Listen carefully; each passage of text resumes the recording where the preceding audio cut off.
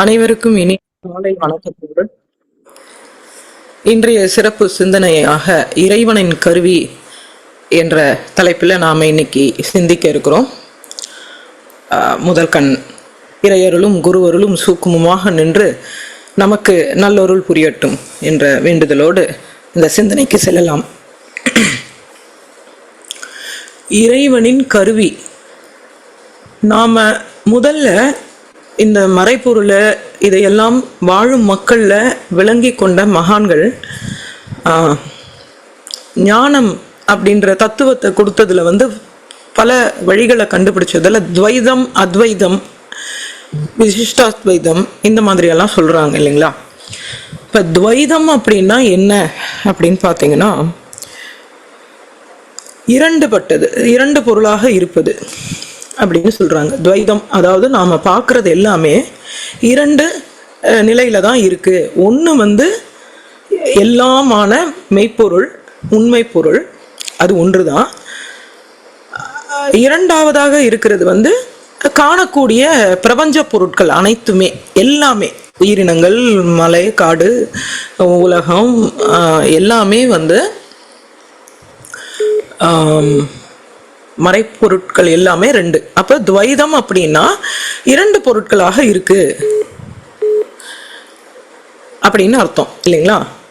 அத்வைதம் அப்படின்றது என்ன கருத்தை சொல்லுது அப்படின்னா, இரண்டு பொருட்கள் கிடையாது, ஒரே பொருள் தான், இருக்கிறது எல்லாமே ஒன்றுதான் அப்படின்னு சொல்றதுதான் அத்வைதம். இப்ப நம்ம வேதாத்ரி மகரிஷி நம்மளுடைய குரு என்ன சொல்லியிருக்காருன்னா, அத்வைதத்தை தான் நம்ம கடைபிடிக்கிறோம், அதை தான் நாம விளக்கி வரோம். என்ன இறைநிலை பிரபஞ்சம் அப்படின்றது என்னன்னா, இறைநிலையே தான் தன்மாற்றமாக தான் எடுத்த வடிவங்களாக இந்த பிரபஞ்சமாக காட்சியளிக்கிறதுங்கிறார். அப்ப ரெண்டு பொருள் எங்க இருந்து வரும்? ஒரே பொருள் தானே, காண்பன எல்லாம் இறைவன் தான், இறைவன் தோற்றம் தான்றது கருத்தை தான் அத்வைதம் என்று சொல்கிறார்கள். இப்ப இந்த நம்ம மகரிஷி பிரகாரம் நம்ம அத்வைதத்தை நம்ம கேட்கும் பொழுது, இறைவனே தான் எல்லாமாக மாறியது, தன்மாற்றம் பெற்று இந்த உருவாக இந்த காட்சிகளாக இருக்குது அப்படின்னு சொன்னா, அப்ப இறைவனுடைய கருவி என்னவா இருக்குங்க? எல்லாமே இறைவனோட கருவி தானே. ஏன்னா இறைவன் தானே எல்லாமே மாறுச்சு. அப்ப இதுதான் கருவி, இது இல்ல, இதுதான் உயர்ந்தது, இது தாழ்ந்ததுன்னு சொல்ல முடியுங்களா? முடியவே முடியாது. எல்லாமே இறைவனின் கருவிதான்.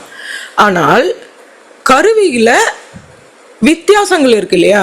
இப்போ ஒரு பல்பு கண்டுபிடிக்கிறதோ இல்லை ஒரு இப்போ இந்த ஃபோனே கண்டுபிடிக்கிறது வச்சுக்கோங்களேன். முதல்ல கண்டுபிடிக்கும் போது அது என்னவா இருக்கு அப்படின்னு பார்த்தீங்கன்னா, ஒரு என்ன நினைக்கிறாங்களோ அதை கொண்டு வராங்க.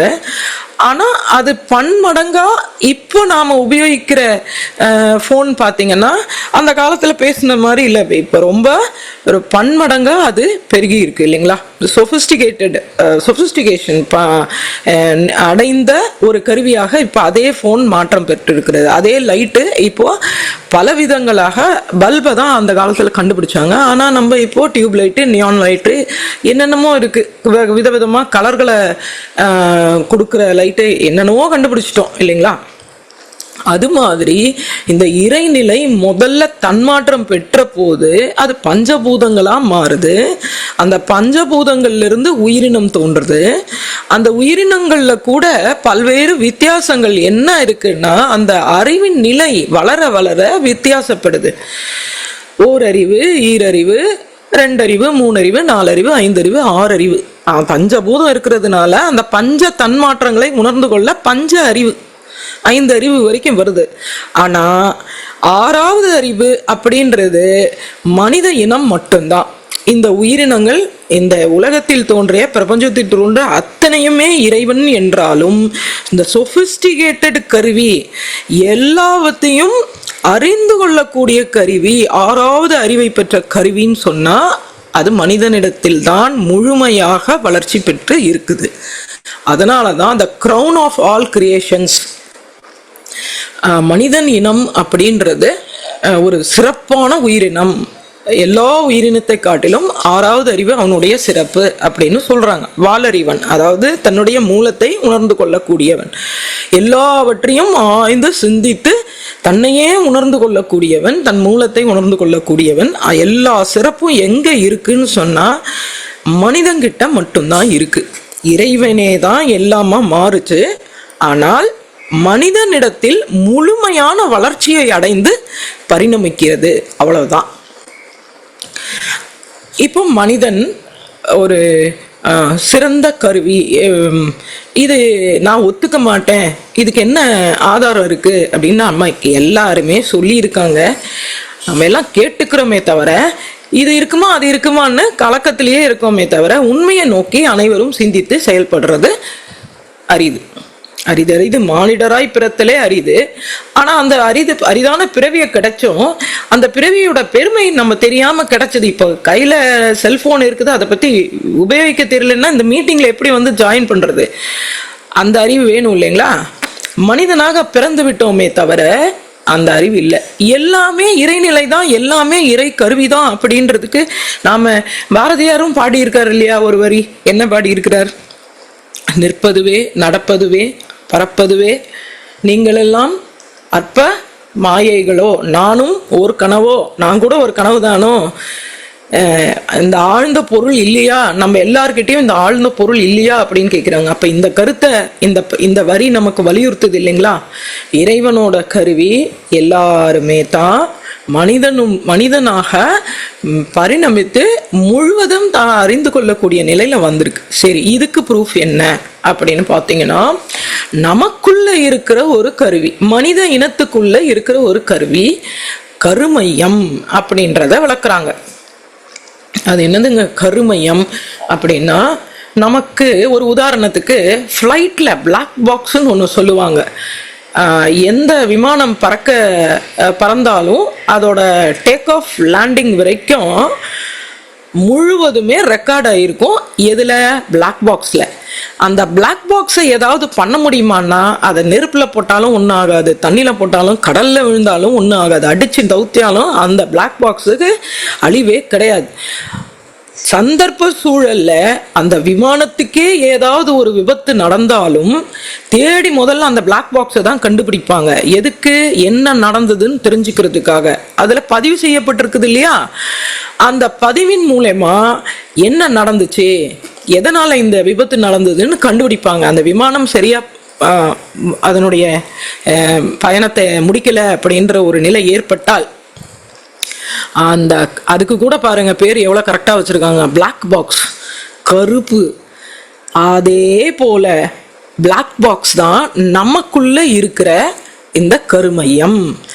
நமக்குள்ள இருக்கிற இந்த கருமையம், இந்த பிளாக் பாக்ஸ் இருக்குங்களே, அது நம்மளுடைய வாழ்நாள் பூரும் இருக்கக்கூடிய எல்லாவற்றையும் பதிவு செய்து வைத்துக்கொள்ளும். டேக் ஆஃப் சொன்னோம் இல்லைங்களா? டேக் ஆஃப்லேருந்து லேண்டிங் வரைக்கும் ரெக்கார்ட் பண்ணுறது பிளாக் பாக்ஸ்ன்னு சொன்னோம்ல, அதே மாதிரி நம்ம டேக் ஆஃப் இருக்கு இல்லைங்களா? நம்ம டேக் ஆஃபும் லேண்டிங் வரைக்கும், நம்மளுடைய வாழ்க்கை வரைக்கும் நம்மளுடைய ரெக்கார்ட்ஸ் எல்லாம் இந்த கருமையத்தில் இருக்கு. ஆனால் இன்னொரு அடிஷ்னல் சிறப்பு இருக்கு. என்ன அடிஷ்னல் சிறப்பு தெரியுங்களா? நாம நினைக்கிறோம் நம்ம செய்யறது மட்டும்தான் நம்ம பதிவா இருக்கு, நான் என்னுடைய டேக் ஆஃப் என்னுடைய லேண்டிங்னு நம்ம நினைச்சுக்கிறோம். அது ஏன்னா நம்ம எல்லைக்கு உட்பட்டவங்க இல்லைங்களா? நம்ம நான் நினைச்சாலும் அந்த முழுமையை நினைக்கிறது இல்லை. சரி, இந்த பிளாக் பாக்ஸ் நமக்குள்ள இருக்கிற கருமையும் நம்ம டேக் ஆஃப் லேண்டிங் கிடையாது. அது இறைவனோட கருவி, இறைவனோட கருவியா அம்சமா நமக்குள்ள இருக்கு. அது இறைவனோட டேக் ஆஃப்ல இருந்து ஆரம்பிக்குதுங்க. அத்தனை ரெக்கார்ட்ஸும் அந்த கருமையத்துல இருக்கு. அந்த கருமையத்துல இப்போ இறைவனையும் நம்மையும் இணைக்கக்கூடிய பாலமே, உணரக்கூடிய ஒரு அற்புதமே நமக்குள்ளதான் வச்சு நம்மள உயிருக்கு வந்திருக்கோம் நம்ம. இந்த டேக் ஆஃப் இறைவனோட டேக் ஆஃப். இப்போ குரு பாட்டுல கூட, குரு வணக்கம் பாட்டுல கூட நம்ம என்ன சொல்றோம்? தந்தை தாய் அவங்க மூலமா நம்ம வந்தோம், அவர்கள் அளித்த பதிவுகள் எல்லாம் என் சொத்தாச்சின்னு சொல்றோம் இல்லையா, அவங்க கிட்ட இருந்து நான் வந்திருக்கிறேன், அவங்களோட நான் அந்த பதிவையும் வாங்கிட்டு வந்திருக்கிறேன். அப்ப அவங்க யார்கிட்ட இருந்து வந்தாங்க? அவங்க அப்பா அம்மா கிட்ட இருந்து வந்தாங்கல்ல, அவங்க யார்கிட்ட இருந்து வந்தாங்க? அப்படியே போனா விலங்கினத்திலிருந்து பிறந்தவன் மனிதன் நம்ம ப்ரூவே பண்ணிட்டாரு சார்ல்ஸ் டார்வின். மகிழ்ச்சி சொல்ற கருத்து, இறைநிலை தான் எல்லாமாக மாற்றம் பெற்றது. அப்போ நம்மளுடைய கருமையத்துல என்ன ரெக்கார்ட்ஸ் இருக்குங்க? நாம வாழற ரெக்கார்ட்ஸ் மட்டும் இல்லைங்க, நம்ம ஆரம்பம் இறைநிலையிலிருந்தே இருக்கு. அத்தனை ரெக்கார்ட்ஸை நாம உங்ககிட்ட இருக்கா, என்கிட்ட இருக்கா, எல்லாருக்கிட்டையும் இருக்குங்க. மனித இனமா இருக்கிற உலவிக்கிட்டு இருக்கிற எல்லாருக்கிட்டையும் இந்த ரெக்கார்ட்ஸ் இருக்கு. இது சரி, என்னோட முடிய போகுதுங்களா இந்த ரெக்கார்டுனா? கிடையவே கிடையாது. நான் செத்து போனா கூட இந்த கருமையம் அழியாது. இந்த உடலுக்கு தான் அழிவு, இந்த உயிருக்கு தான் விடுதலை, இந்த கருமையத்துக்கு அழிவு கிடையாது.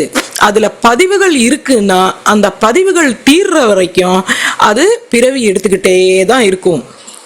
அதான் பாடுறாங்களே, எல்லா பிறப்பும் பிறந்து இளைத்தேன் எம்பெருமான்னு பாடுறாங்க இல்லையா?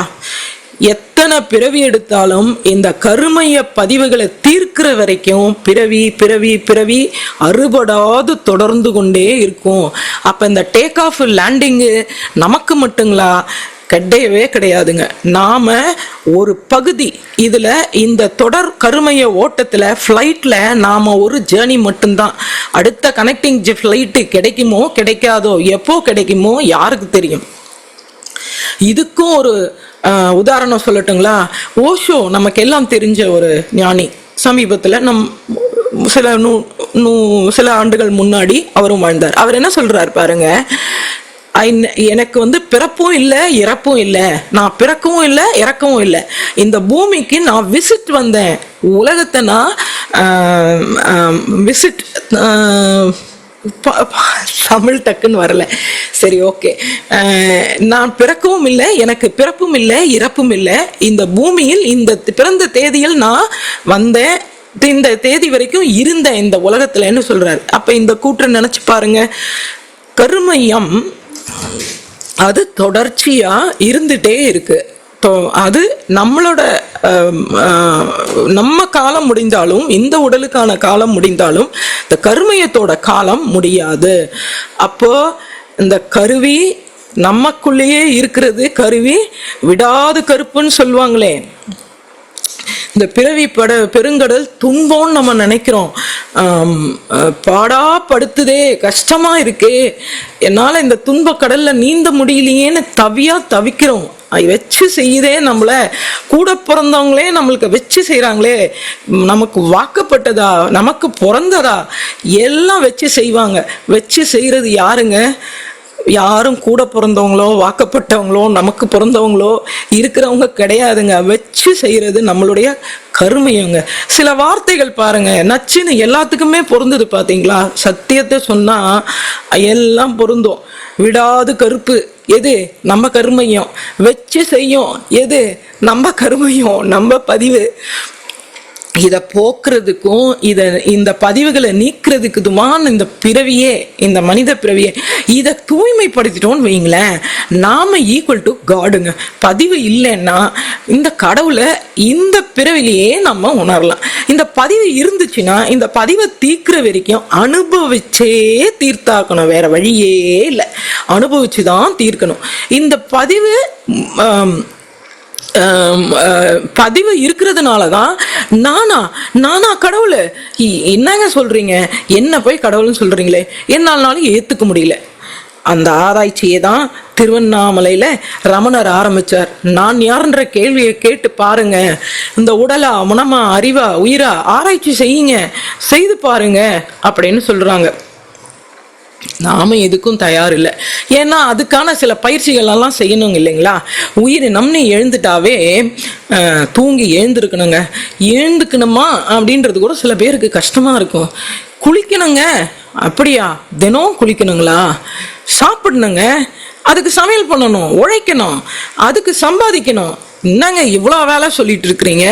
இதெல்லாம் தினம் நம்ம செய்யறோமா செய்யலையா? செஞ்சுதானே ஆகணும். செய்யாமையும் விடலாம். நம்மளுடைய இதுதான். நாம நான் போங்க, டெய்லி எல்லாம் யார் குளிக்கிறா, வேற வேலை இல்லை, இருங்களே, உங்களை யார் வேண்டானது? தினம் சாப்பிடணுமா, 3 வேளை சாப்பிடணுமா? சாப்பிடாதீங்க, செய்யாதீங்க, இருங்க.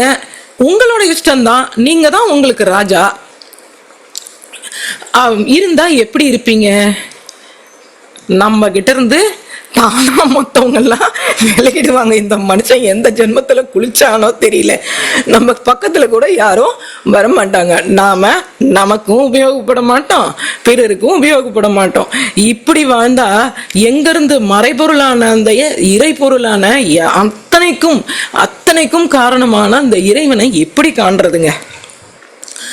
அதுக்கு தான் இந்த கருவியை, இவ்வளோ சொபிஸ்டிகேட்டட் கருவி தான் நம்ம தெரிஞ்சாலும் அதை சரிப்படுத்துறதுக்கு, டியூன் பண்றதுக்கு, அந்த பயன்படுத்துறதுக்கான அறிவை வளர்த்துக்கணும். அதற்கான பயிற்சிகளை செய்யணும். அன்பர்களே வாரீர் கூப்பிடுறார், ஆசையா அன்பா கூப்பிடுறார். அன்பர்களே வாரீர், அறிவின் இருப்பிடம் அறிந்து இன்பமுற, அன்பர்களே வாரீர், வாங்க வாங்க. மனுஷனா பிறந்தவங்களே போதும். நீ எந்த நாட்டுல பிறந்திருக்கிற, எங்க இடத்துல இருக்கிற, எதுவுமே தேவையில்லை. நீ உயிரோட இருக்கிறன்னா போதும், மனுஷனா இருந்தாவே போதும். வாங்க. உங்க உடம்ப நல்லா வச்சுக்கிறதுக்கு உடற்பயிற்சியை கத்துக்கங்க, தினம் செய்யுங்க. மனதுக்கான பயிற்சியை கத்துக்கங்க. மனதை டியூன் பண்ணாதான் நம்ம இந்த டியூனிங்ல நம்ம கருமையத்தோடவே டைரக்டா வாழும் போதே இறைவனோட டியூன் பண்ணிக்கலாம் அப்படின்னு சொல்லி கொடுக்குறாங்க. தவம் பண்ணுங்க. இருக்கிற குப்பையை பெருக்கி போடுற மாதிரி சுத்தம் பண்றதுக்கு அகத்தாய்வு பயிற்சிகள் செய்யுங்க, தினம் செய்யுங்க. உங்க உயிரை மேம்படுத்திக்கோங்க. எத்தனை கலங்கத்தை தூக்கிட்டு வந்தா என்னங்க, காயகல்போன்னு ஒரு பயிற்சி கொடுக்குறோம், அதை செய்யுங்க. அதோட தன்மையும் கூட்டிக்கலாம், தரத்தையும் கூட்டிக்கலாம். வாழும் காலத்துல இன்பமாக வாழலாம். ஏங்க கஷ்டப்படுறீங்க? பிறவி பெருங்கடல் நீந்துவர் நீந்தார், இறைவனடி சேராதார்னு சொல்லுவாங்க. அந்த இறைவன் எங்கும் நீக்கமர நிறைந்திருக்கிறது. உன்னில்தான் அவன், அவனிலே நீ யார், அவன் யார், பிரிவேது. இதெல்லாம் நீ யோசிச்சு பாரு. நீ இறைவன்ல தான் நீ இருக்கிற. இறைவனே தான் தன்மாற்றம் அடைந்து உன் உருவில் இருக்கு. ஆனா இதை நீ உணரணும்னா உனக்கு கொஞ்சம் பயிற்சி தேவை, அவ்வளவுதான். தினம் சாப்பிடணுமா, தினம் குளிக்கணுமா, எனக்கு நேரமே இல்லைன்னு சொல்ற மாதிரி, தினம் உடற்பயிற்சி செய்யணுமா, தினம் தவம் பண்ணணுமா, நீங்க உங்களுடைய வாழ்க்கை நீங்க எப்படி ஒன்னா வாழலாம். இப்படியும் வாழலாம்னு காட்டுறாரு நம்ம மகரிஷி. தெய்வமாகலாம், மனிதனும் தெய்வமாகலாம்னு தெய்வமாகி காட்டுறார். என்னை போல நீங்களும் பயிற்சி செய்தீங்கன்னா நீங்களும் இதே சத்தியத்தை உணரலாம்னு காட்டுறார். நல்ல மகான்களை பற்றி வாழும் போது நமக்கு அந்த அனுபவம், நமக்கும் அது ஏற்படுது இல்லைங்களா?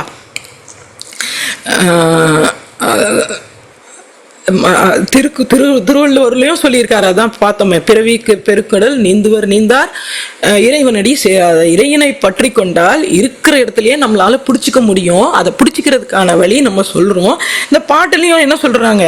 செயல்பட்டழிந்தது செந்தூர் வயல் பொழில், தேங்கடம்பின் மால்பட்டழிந்தது பூங்கொடியார் மனம், மாமயிலோன் வேல்பட்டழிந்தது வேலையும் சூரனும் வெற்பும், அவன் கால்பட்டழிந்தது இங்கு என் தலைமேல் அயன் கையெழுத்தே. நீ என்ன ஒன்னா கதை சொல்லிக்கோ. என் தலையில எவனோ எழுதிட்டான், இப்படி எழுதிட்டான், அவன் எழுதிட்டான், இவன் சரியில்லை, அவன் சரியில்லை, ஏதாவது சொல்லிக்கோ. எல்லாம் க்ளோஸ். எப்போ? உன்னுடைய வெற்றி செய்யறது விடாது கருப்பு. நீ செத்தாலும் விடாது. நீ அடுத்த பிறவியில உன்னை பிடிச்சி இழுக்கும் இந்த பதவி, இந்த பிறவி, இந்த பதிவு வச்சு செய்யும். எங்க போனாலும் வச்சு செய்யும். அதை நீ விடுபட முடியும்னு சொன்னா யாரோடு இணையணும்? உன்னிலேயே இருக்கிற, உன்னில் சூழ்ந்து இருக்கிறதுக்கு பிடிக்கிறதுக்காக நமக்கு இவ்வளவு கஷ்டம். எங்க போய் தேடுவீங்க? எங்க இறைவன் இங்க இருக்கிறாரு, அந்த இத்தனை கடல் தாண்டி இத்தனை மலை தாண்டி போறாருன்னா நான் இருக்கிறாருன்னு சொன்னா எங்கேயாச்சும் போய் தேடுவீங்க. இறை என்பது எங்கும் நீக்கமர நிறைந்திருப்பது, எல்லா நேரங்களிலும் நிறைந்திருப்பது, எக்காலத்திலும் ஆம்னி பொட்டன்ட், சர்வ வல்லமை உடையது, ஆல் மைட்டி அப்படின்னு சொல்றோம். அதை அடையறதுக்கு நம்மளால முடியாதுன்றது கொஞ்சம் சிந்திச்சாவே, ஆடா எங்க பார்த்தாலும் இருக்கிறது என்னால பார்க்க முடியலையா அப்படின்ற ஒரு கேள்வி இருந்தா அதுக்கு என்ன வழி அப்படின்னு நாம பேசுவோமா இல்லையா? சரி, ஒன்றும் இல்லை. இதை ஒரு சிறந்த உதாரணமா உங்களுக்கு நான் சொல்லணும் அப்படின்னா, இப்ப நான் பேசிட்டு இருக்கிறது இந்திய நாட்டின் தென் பக்கத்துல இருக்கிற ஒரு இடத்துல இருந்து பேசிட்டு இருக்கேன், தென்கோடியிலிருந்து பேசிட்டு இருக்கிறேன். நீங்க வட துருவத்துக்கிட்ட இருக்கிற நார்வே நாட்டு எத்தனை மைலுக்கு தாண்டி அங்க இருக்கிறீங்க. ஆனா நான் பேசுறது இப்ப கேட்டுட்டே இருக்கிறீங்க. உங்ககிட்ட நான் பேசிட்டு இருக்கிறேன். நான் உங்க வீட்டுக்கு, நான் என் வீட்டுல இருந்து புறப்பட்டு உங்க வீட்டுக்கு நான் வரணும்னா நான் கண்டுபிடிச்சு வச்சிருக்கிறேன் நிறைய விஞ்ஞானத்துல கருவிகள் எல்லாம். ஃபிளைட்டு ஜெட்டு பிடிச்சேன்னா கூட 10 மணி நேரமாவது வேணும் உங்க வீட்டுக்கு நான் வர்றதுக்கு. அந்த 10 மணி நேரத்துக்கு வரக்கூடிய ஜெட்டை நான் இங்க இருந்தே பிடிக்கணும். ஆனா நம்ம வச்சிருக்கிற நிலை இப்ப பாத்தீங்கன்னா, மனுஷன் கண்டுபிடிச்சதெல்லாம் என்னன்னா, இங்க இருக்கிற ஏர்போர்ட்டுக்கே என்னால 10 மணி நேரத்துக்கு போக முடியாது. அந்த மாதிரி எல்லாம் கண்டுபிடிச்சது எல்லாம் எதுக்கு? ரோடு போட்டது எதுக்கு? வண்டி கண்டுபிடிச்சது எதுக்கு? ஸ்பீடு பாலம் பிரிட்ஜ் போட்டது எதுக்கு? ஸ்பீடா போறதுக்கு. ஆனா ஸ்பீடா போறோமா, இருக்கிறதுலே மாத்தின்னு தவிக்கிறோம். அப்படித்தான் இருக்குது நம்மளோட செயல். இந்த சூப்பர் கருவி மூலமா நாம எல்லாத்தையும் விட்டுட்டு விசா எடுக்க வேண்டாம், ஃப்ளைட் டிக்கெட் எடுக்க வேண்டாம், செலவில்லை, எதுவும் இல்லை. உட்கார்ந்த இடத்துல இருந்து இந்த கருவி மூலமா உங்களோட நான் இருக்கிற இடத்துல இருந்து பேசிட்டு இருக்கிறேன். இவ்வளவு எளிமையானதை நாம எவ்வளவு துன்பப்படுத்திட்டு இருக்கிறோம் பாருங்க. இப்ப இந்த கருவிக்கு வருவோம். இந்த கருவி இருக்குங்களே, இது இந்த கருவியில எத்தனை விஷயம் வேலை செய்யணும்னு பாருங்க. இந்த பாடி, அதாவது செல்போன், நல்ல கம்பெனி, நல்ல சூப்பர் கம்பெனியில வாங்கின ஒரு ப்ராடக்டா இருந்துச்சுன்னா நல்லா இடையூறு இல்லாம வேலை செய்யும். ஓகே, சூப்பர், ஃபோன் வாங்கிட்டோம், ஐபோனே வாங்கிட்டோம்னு வைங்களேன். எல்லாரும் ஐபோன் வச்சுட்டு இருக்கிறோம், சூப்பரான இதுதான் இந்த மிஷின். இப்போ அடுத்தது இந்த மீட்டிங்க்கு வர்றதுக்கு நம்ம என்ன பண்ணணுங்க? இதுல முதல்ல சார்ஜ் இருக்கணுங்க. சார்ஜ், இந்த சூப்பர் ப்ராடக்ட் அப்படின்னும் போது இந்த பாடி, இந்த உடம்பு, சரிங்களா, இதுல சார்ஜ் இருக்கணுமே.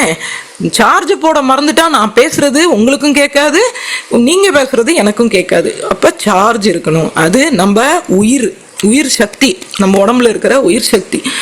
சார்ஜ் இருந்தா போதுங்களா? செல்போன் இருந்தா போதுங்களா? கனெக்ஷன் வேணுங்களே, நெட்டு, இந்த அலைவரிசையில, அதுவும் இந்த ஜூம் மீட்டிங்க்கு இந்த நம்பரை போட்டா தான் இந்த மீட்டிங்ல நம்ம ஜாயின் பண்ண முடியும். இல்லைன்னா எங்கேயோ கொண்டு போய் லேண்ட் ஆயிடும். அப்ப அது என்னதுங்க? Internet connection. நம்ம மனம், இந்த மனதை டியூன் பண்ணணுங்க. இந்த உடம்ப அதுக்கு ஒத்துழைக்க வைக்கணுங்க. இந்த உயிர் சக்தியை தூய்மையாகவும் தரமானதாகவும் மெயின்டைன் பண்ணணுங்க. அதுக்கு தாங்க இந்த பயிற்சி. உடம்புக்கு உடற்பயிற்சி, மனதுக்கு அகத்தாய்வு, அகத்தவ பயிற்சி,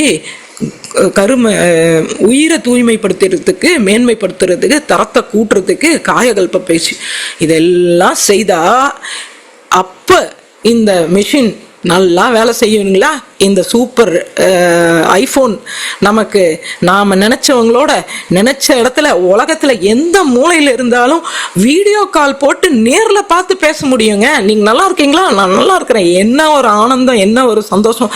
தூரம் நமக்கு கைக்குள்ளேயே இருக்கிற இந்த கைபேசி வச்சு நம்ம இதை புரிஞ்சுக்க முடியும். இப்படித்தான் நம்ம உடம்பு உடல் மட்டும் இருந்தா போதுமா? உயிர் நல்லா இருக்கணும். உடலும் உயிரும் சார்ஜும் இருக்குது. அப்ப மனசு என்ன? இந்த கருமையும் சட்டியில இருக்கிறதெல்லாம் அகப்பையில வரும்னு சொல்லுவாங்களே, நம்ம கருமையத்துல இருக்கிறது தான் நம்ம மனதா வருது வெளியில. இந்த மனதா வர்றத பதிவு இருக்கத்தானே நீ வந்துகிட்டே இருப்ப. உன்னையே கண்டுபிடிச்சிட்டேன், நான் உன்னையும் தெரிஞ்சுக்கிட்டேன், இதை உபயோகிக்கிறதெல்லாம் தெரிஞ்சுக்கிட்டேன்னு சொன்னா அப்ப நம்ம வாழ்க்கை எப்பேற்பட்ட வாழ்க்கையா அமையும் அப்படின்றத இதுக்கு மேல இறைவன் நமக்கு விளக்குவாரா அப்படின்னு தெரியல. நிறைய விஷயங்கள் இருக்கு. ஆனா நான் இதை முடிக்கணும்னு நான் ஆசைப்படுறது மகரிஷி வேதாத்ரி ஐயா அவர்கள் எழுதிய மனிதனின் சிறப்பு அப்படின்ற ஒரு பாடம். நாம எந்த நிலையில ஒன்னா இருக்கலாங்க, எல்லாருமே இறைவனின் கருவிதான். நம்ம ஒரு இடத்துல நாம சொல்ற அறிவு யார் சொன்னாலும் அதை நாம சிந்திச்சு பார்த்தா கற்பூரமா நாமும் அதை பிடிச்சுக்கலாம் அப்படின்னு சொல்லி நம்ம எல்லோருடைய சிறப்பை மகரிஷி இந்த கவியில கொடுத்துருக்காங்க. இந்த பாடலோட நான் நிறைவு செய்யணும்னு ஆசைப்படுறேன். இந்த பாடலை எல்லாருக்குமே புரியும், ரொம்ப எளிமையான பாடல் தான். ஆனா இவ்வளோ சிறப்பு நாம உணர்ந்தோம் இல்லையா? இந்த நினைவோட, இந்த குருவோட இணைந்து இறையையும் உணர்ந்து, பக்கத்திலே இருக்குது, நமக்குள்ள நிறைஞ்சு இருக்குது, இந்த இறையோடும் உணர்ந்து கேளுங்க இந்த பாட்டை. மனிதனின் சிறப்பு: பூரண பொருளே புதுமையடைந்து ஆரணமான அணுவாய் விரிந்து, அணுவின் கூட்டம் இயக்கம் பக்குவம் அசைவாய் இசைவாய் அண்ட கோடிகளாய், ஓரறிவினம் முதல் ஐயறிவினம் வரை ஊனாய் உயிராய் உருவ பேதங்களாய் தானாய் விரிந்த தத்துவமாகிய சுவை முதல் ஐந்தையும் சுகிக்கவும் அறியவும் கர்ம ஞான கருவிகள் பெற்று அறிந்தும் வாழ்ந்தும் அரூப நிலையாம் ஆதி நிலையை அறிந்து முடிவுற எழுந்த வேகத்தால் எடுத்த வடிவம் அறிவின் நிலைகள் ஐந்துக்கும் அப்பால் அறிவின் உயர்வாம் ஆறாம் நிலையில் வந்து பிறந்து வாழ்வதே மனிதன். சிந்தனை அறிவின் சிறப்பே மனிதன். யூகம் யுக்தி யோசனையோடு வேகம் நுட்பம் விளைவதற்குரிய அறிவின் நிலையே ஆறாம் நிலையாம் அவ்வித அறிவின் ஆட்சியே மனிதன். இந்த உலகில் மனிதன் தோன்றிய அந்த நாள் முதல் இன்று வரைக்கும் வழி வழியாக வாழ்ந்த மனிதர்கள் வாழ்க்கை வசதிகள் தேடிய முறையும் அறிவின் மேன்மை அடைந்த முறையும் நெறியில் நிலைத்த நினைப்பின் சக்தியால் ஐம்புலன் அறிவால் ஆராய்ச்சி தன்னால் நம்பிய வழியில் நாட்டம் செலுத்தி பார்த்தும் கேட்டும் பழக்கத்தாலும் தானும் அறிந்து தக்க பலன் பெறும் செவ்விய அறிவின் சிறப்பே மனிதன். திவ்ய உருவின் திறமே மனிதன். ஒருவன் அறிவில் உணர்ந்த எதையும் உலகோர் அனைவரும் ஒத்து அனுபவிக்க பரவச் செய்து பயன் விளைவிக்கும் அற்புத அறிவின் சிற்பமே மனிதன். தனித்த மனிதன் தான் விரும்பிய அனைத்தையும் முடிக்க அவர் சரீர சக்தி மாத்திரம் தாங்காவிட்டால் யுக்தி யோசனை யூகம் கொண்டு அப்பொருள் அடைய அச்செயல் முடிக்க இப்புவியில் உள்ள எத்தனை பேரையும் ஒன்றாய் திரட்டி ஒற்றுமை செய்து நன்றாய் முடிக்க நல்லறிவாகிய உயர்ந்த சக்தியாம் ஒளியே மனிதன். ஊனுடை சிறந்த உருவே மனிதன். மனிதன் நினைத்த செயல் கடமை அனுபவ கருவிகள் அறிவின் கருவிகள் இத்தகைய 10 இந்திரியங்களால் சித்தப்படியே செய்து முடிப்பான். இந்திரியங்களின் இயக்க சக்தி எல்லைக்குட்பட்டிருப்பதனாலே அந்த சக்தியை அதிகப்படுத்த அறிவை செலுத்தி ஆராய்ச்சி செய்து உடற்கருவிகளுக்கு உபகருவிகளை இடத்துக்கேற்ப ஏற்படுத்திக் கொள்ளும் வல்லமை அறிவின் வடிவமே மனிதன். நல்ல அமைப்புகள் உள்ளவன் மனிதன். ஆராய்ந்து உணரும் அறிவின் உயர்வால் ஊரார் உலகோர் உள்ளம் விரும்பும் இச்சையை அறிந்து இரக்கம் கொண்டு அச்செயல் முடிக்க அன்பில் பரவி ஆர்வம் கொண்டு அறிவால் வகுத்து சோர்வில்லாமல் சொல்லால் செயலால் பலரின் ஏக்கம் முடிக்கத்தக்க உலகில் உயர்ந்த உருவமே மனிதன். ஓரறிவாகிய உருவம் முதலாய் 6 அறிவாகிய அந்நிலை வரை அனந்தம் கோடி ஆகிய உருவில் நினைத்த ஒன்றையோ நேரும் பலதையோ எவ்வொரு இயல்பும் இனிதே உணர்ந்து அவ்வியல்பொக்க அதை அனுபவிக்கவும் தன்னிட அறிவை தலைமையாக்கி நிர்வகித்து நினைத்தவை முடிக்கவும் அமைந்த அறிவின் ஆட்சியே மனிதன். சமைந்த அறிவின் சக்தியே மனிதன். ஆன்மா அறிவின் 6ஆம் நிலையில் தான் புகுந்ததால் தரித்த ரூபம் மனிதனாகிய மகத்துவமாச்சு. இனி அவன் கடமை உணர்வதே சிறப்பு.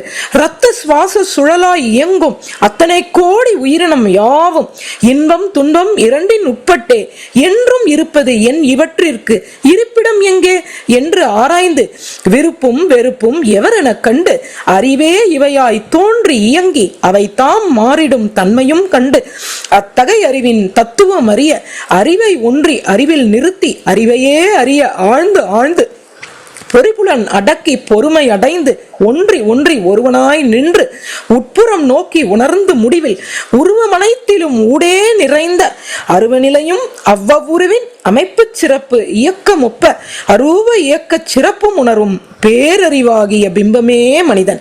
அனைத்தும் அறிந்து பின் அறிவையும் அறிந்தால் ஆதி நிலையையும் அறிந்தே முடித்தான். நன்றி. எவ்வளவு நேரம் நமக்கு கிடைச்சாலும் இந்த இறைநிலையை உணர்றதுக்கு ஒரு வாய்ப்பு. யானையை பார்த்த எறும்பு மாதிரி, யானையை பார்த்த எறும்புக்கே பிரமிப்பு ஏற்படுச்சுன்னா இந்த பிரபஞ்சத்தை பார்க்குற எறும்பு நம்மளுக்கு எப்பேற்பட்ட பிரமிப்பு ஏற்படும். நாமும் உயர்வோம். இந்த பயிற்சிகளை செய்து தினமும் செய்து நம்மையும் உயர்த்துவோம், நம் பதிவையும் தீர்ப்போம், உலகையும் வாழ்த்துவோம் என்று சொல்லி நிறைவு செய்து கொள்கிறேன். வாழ்க வளமுடன், வாழ்க வளமுடன், வாழ்க வளமுடன்.